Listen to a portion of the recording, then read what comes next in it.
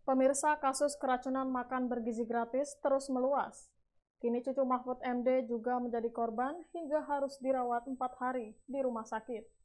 Mantan Menko Polhukam Mahfud MD mengungkap cucunya ikut menjadi korban keracunan makanan program Makan Bergizi Gratis atau MBG.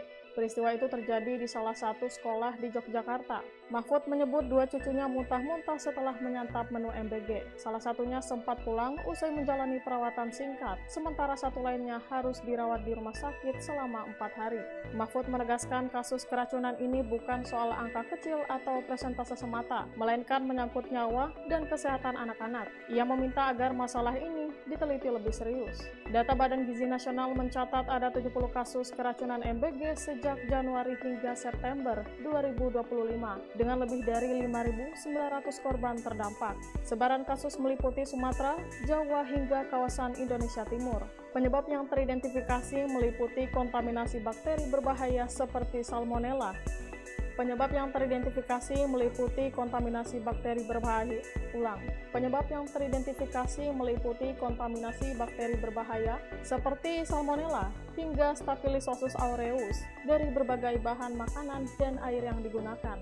Sementara di Jakarta Timur, 20 siswa SD Negeri Gedong 1 juga mengalami gejala keracunan setelah menyantap mie goreng MBG. 5 siswa sempat dirawat di rumah sakit, sementara kasusnya kini diselidiki kepolisian. Pemirsa, kasus keracunan makan bergizi gratis terus meluas. Kini cucu Mahfud MD juga menjadi korban hingga harus dirawat 4 hari di rumah sakit. Mantan Menko Polhukam Mahfud MD mengungkap cucunya ikut menjadi korban keracunan makanan program Makan Bergizi Gratis atau MBG. Peristiwa itu terjadi di salah satu sekolah di Yogyakarta. Mahfud menyebut dua cucunya muntah-muntah setelah menyantap menu MBG. Salah satunya sempat pulang usai menjalani perawatan singkat, sementara satu lainnya harus dirawat di rumah sakit selama 4 hari.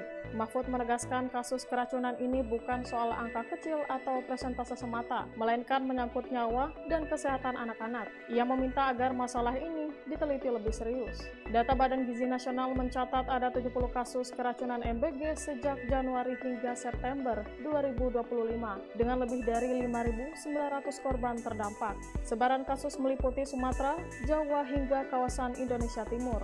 Penyebab yang teridentifikasi meliputi kontaminasi bakteri berbahaya seperti Salmonella. Penyebab yang teridentifikasi meliputi kontaminasi bakteri berbahaya.